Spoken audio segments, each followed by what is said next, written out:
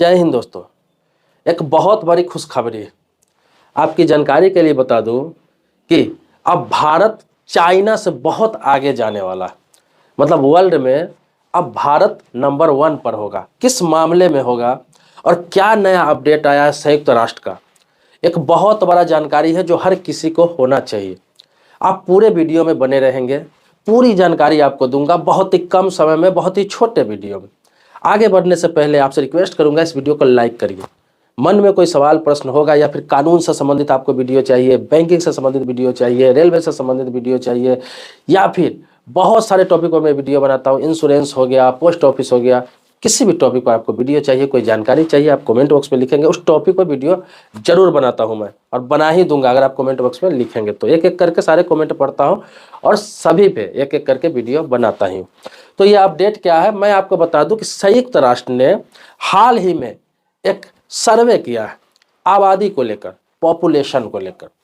इस आबादी को लेकर सर्वे में यह कहा गया है कि चाइना का आबादी 141 करोड़ 24 लाख, अभी 2021 के सर्वे में 141 करोड़ 24 लाख, और भारत की आबादी अभी वर्तमान में औसत मापा गया है। 2011 में जो जनगणना हुआ था भारत में, उस समय से लेकर अभी तक जनगणना हुआ नहीं, लेकिन 2011 से लेकर 2022 तक का औसत निकाला गया है। तो कहा गया कि भारत का आबादी भी लगभग 41 करोड़, मतलब 141 करोड़ हो चुका है।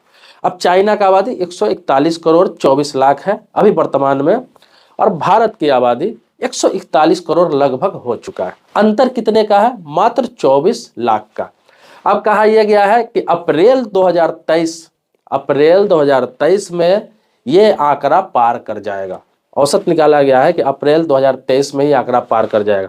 अगर मान लिया जाए कि अप्रैल 2023 में आंकड़ा पार न भी किया, अगर न भी कर पाया, तो ये मान के चलिए कि 2023 में विश्व की सबसे बड़ी आबादी हमारे भारत की होगी और भारत अब वर्ल्ड का सबसे ज्यादा पॉपुलेशन वाला देश माना जाएगा। आपके जानकारी के लिए बता दूं कि 1950 के बाद चाइना टॉप पर आ गया था आबादी के मामलों में। 1950 से पहले भारत चाइना से आगे था आबादी के मामलों में।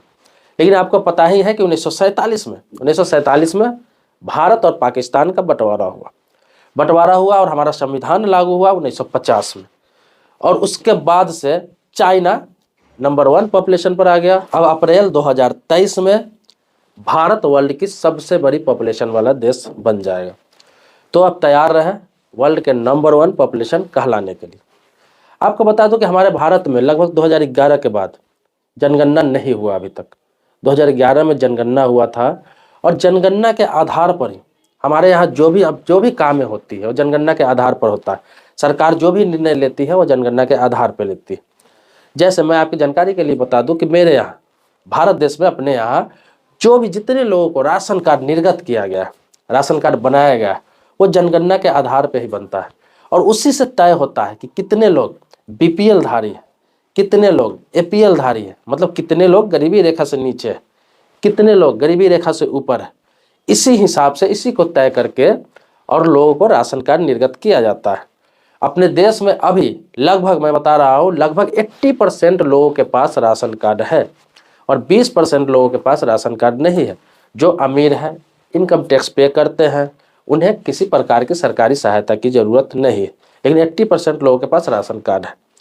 तो ये तय होता है, इससे ये भी तय होता है कि किन लोगों के क्या चीज़ आवश्यकता है, सरकार उसी पर निर्णय लेती है।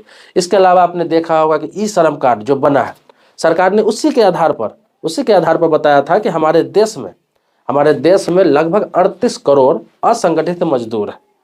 उसी से तय हुआ था, क्योंकि जब आपके यहाँ जनगणना के लिए जाते हैं, सरकार के पदाधिकारी जनगणना के लिए जाते हैं, तो वहाँ पे क्या होता है, आपका सारा ब्यौरा लिया जाता है, आपका नाम, पता, आधार नंबर, आप क्या काम करते हैं, आपके पास कितने घर हैं, कितना ज़मीन है, कितनी इनकम है, कितनी आमदनी है, आपके घर की पूरी कितनी आमदनी है, आपके पास कपड़े कितने हैं, यहाँ तक ये सब भी पूछा जाता है। आपके पास कार है कि नहीं, बाइक है कि नहीं, एसी है कि नहीं, फ्रिज है कि नहीं, क्या क्या सुविधाएँ हैं, सारा चीज़ आपसे लिया जाता है।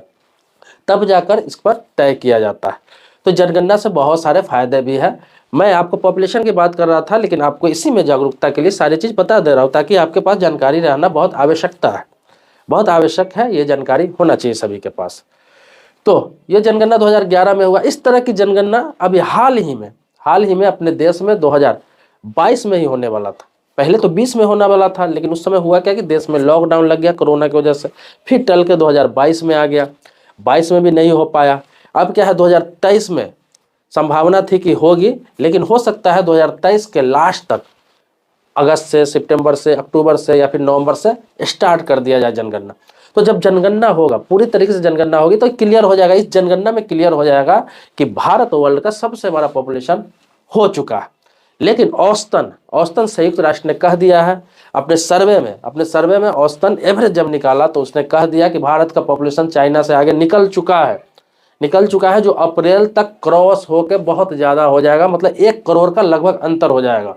चाइना की पॉपुलेशन 141 करोड़ 24 लाख है, तो भारत का पॉपुलेशन उस समय तक बताया गया है कि लगभग 42 से 43 करोड़, 142 से 43 करोड़ के आसपास हो जाएगा। चाइना में अभी क्या है, सरकार की तरफ से वहाँ कुछ कानून बनाए गए हैं, नियम बनाए गए थे कुछ साल पहले, जिसमें है कि वहाँ 1 से अधिक कोई व्यक्ति बच्चा पैदा नहीं कर सकता है।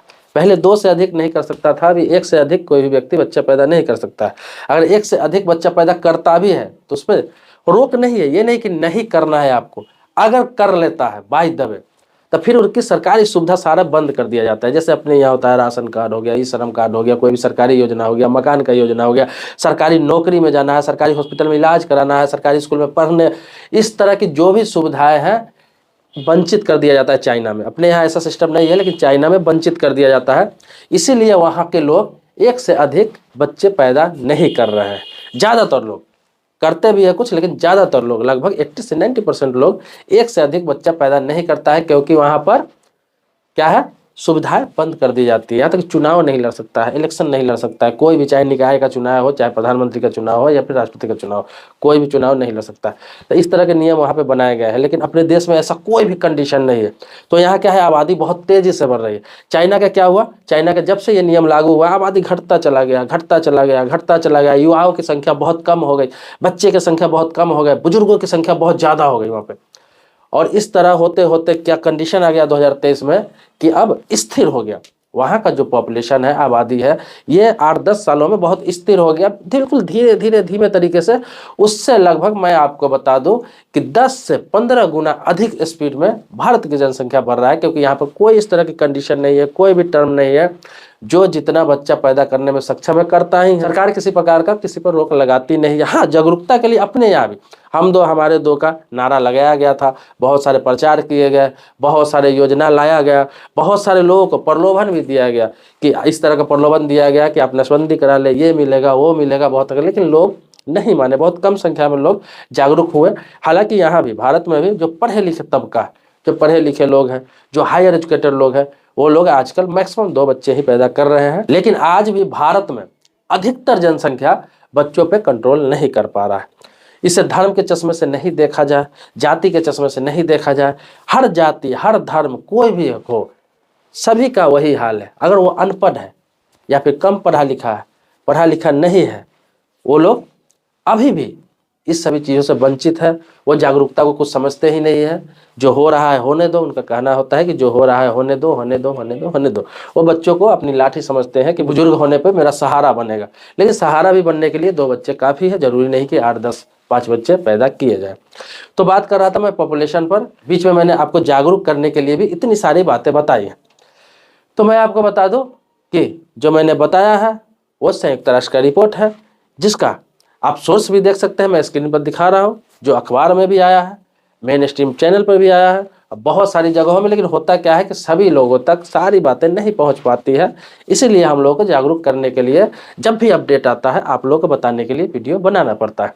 दोस्तों, मेरे चैनल पर नए हैं, पहली बार आप आए, चैनल को सब्सक्राइब जरूर कर लीजिए। इसी प्रकार से नई नई जानकारी आपको मिलती रहेगी। बगल में बेल घंटी होगा, उसको भी आप दबा लेंगे। लेकिन पुराने सब्सक्राइबर है तो इसके लिए कोटि कोटि धन्यवाद देता हूँ, आभारी हूँ आपका। किसी भी टॉपिक पर वीडियो चाहिए आप कमेंट बॉक्स में लिखेंगे, मैं ये दोबारा रिपीट कर रहा हूँ। मिलते हैं नेक्स्ट वीडियो में एक नए मुद्दे के साथ, तब तक के लिए शुक्रिया, धन्यवाद, जय हिंद दोस्तों।